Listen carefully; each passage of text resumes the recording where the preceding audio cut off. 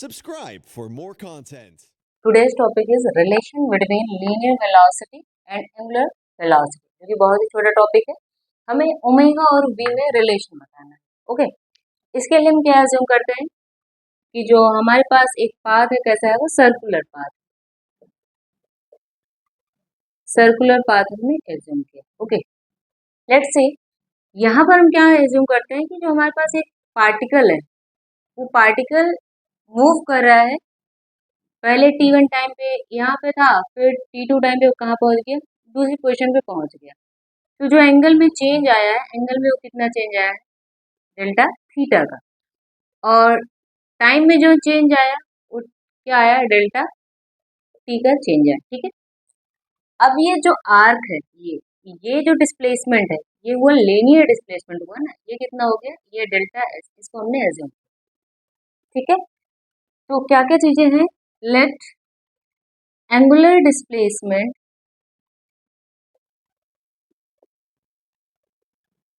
Angular displacement कितना हुआ, angular displacement means angle में चेंज कितना है पार्टिकल का, कितना आया है, डेल्टा थीटा। ठीक है, पहले एंगल थीटा रहा होगा, फिर डेल्टा थीटा, फिर थीटा टू हो गया, तो चेंज कितना है, theta two minus theta one. तो ये एंगल में जो चेंज आया वो कितना आया, डेल्टा थीटा आया in time delta T time में ये जो चेंज आया है डेल्टा थीटा का है। ठीक है, and angular displacement, sorry linear displacement. Okay, जो आर्क में चेंज आया है, ये सर्कुलर पाथ में जो चेंज है वो कितना आया है, इसको क्या बोलेंगे, लीनियर डिस्प्लेसमेंट।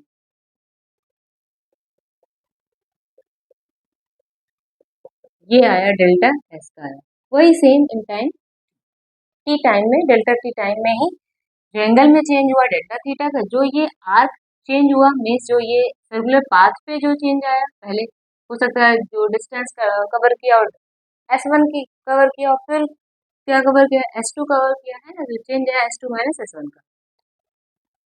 ओके, तो अब देखिए यहाँ पे हम एंगुलर वेलोसिटी कैसे लिखते हैं। एंगुलर वेलोसिटी का फॉर्मूला हमारे पास क्या है, एंगुलर वेलोसिटी, एंगुलर वेलोसिटी को कैसे हम रिप्रेजेंट करते हैं, ओमेगा। ओके, तो अगर हम लीनियर वेलोसिटी की बात करें, क्या लिखते हैं, डिस्प्लेसमेंट अपॉन टाइम। और जहां पर भी एंगुलर लगा दिया, मतलब एंगल की बात कर रहे हैं, तो एंगुलर वेलोसिटी में भी क्या होगा, angular displacement, angular displacement upon time. Okay, तो ओमेगा इक्वल, इसको एंगुलर डिस्प्लेसमेंट क्या है, डेल्टा थीटा, टाइम यहाँ पे क्या लग रहा है, डेल्टा।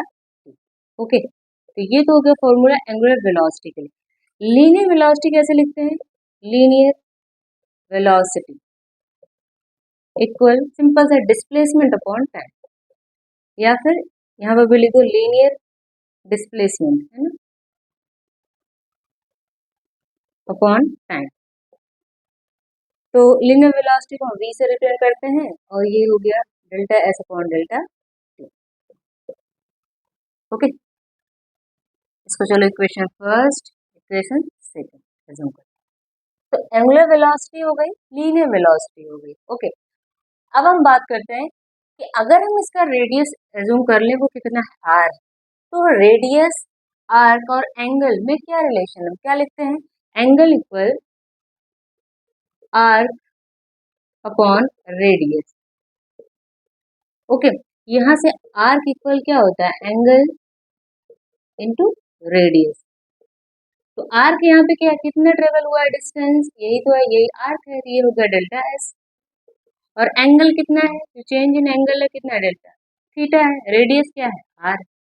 ओके, अब इसको आप इक्वेशन थर्ड मानो। ठीक है, अब इसी में हम क्या करते हैं, थर्ड इक्वेशन को डिवाइड कर देते हैं, किससे, डेल्टा टी से डिवाइड कर देते हैं। तो क्या मिलता है हमें, delta S upon delta T equal delta theta upon delta T into are.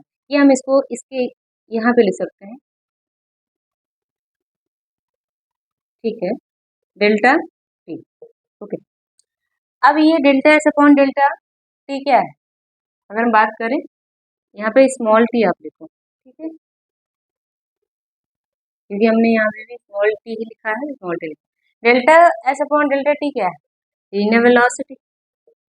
Delta theta upon delta T क्या है? Angular velocity into are.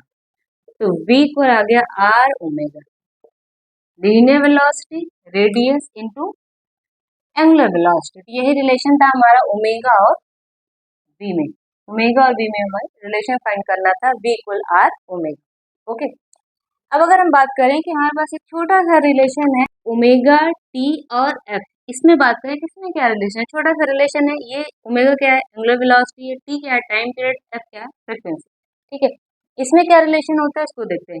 अगर हम एक रेवोल्यूशन कंप्लीट कर रहे हैं, कोई पार्टिकल यहाँ पे था, ए पॉइंट पे था, फिर पूरा कंप्लीट करने के बाद यहाँ पे पहुंच गया, फिर ए पे पहुंच गया, तो उसको टाइम कितना लगा? टी। और उसने एंगल कितना कवर किया? एंगुलर डिस्प्लेसमेंट कितना हुआ? 2 पाई। ओके, तो यहाँ पर अगर हम लिखना चाहें एंगुलर वेलोसिटी कैसे लिखेंगे? अगर हम लिखेंगे तो एंगुलर वेलोसिटी ओमेगा इक्वल क्या लिखते हैं? थीटा अपॉन टी, है ना? हमारे पास फॉर्मूला ये है। तो यहाँ पर थीटा क्या है?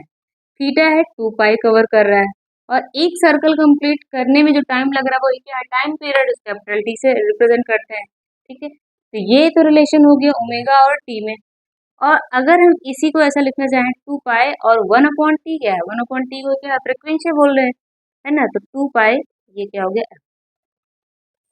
तो फ्रीक्वेंसी और एंगुलर वेलोसिटी में रिलेशन हो गया, और टाइम पीरियड और एंगुलर वेलोसिटी में ये रिलेशन हो गया। तो हमने 3 रिलेशन यहाँ पे पढ़े। क्या क्या है? v equal R omega, omega equal 2 पाई/t, और फिर थर्ड क्या है? ओमेगा इक्वल 2 पाई। ओके,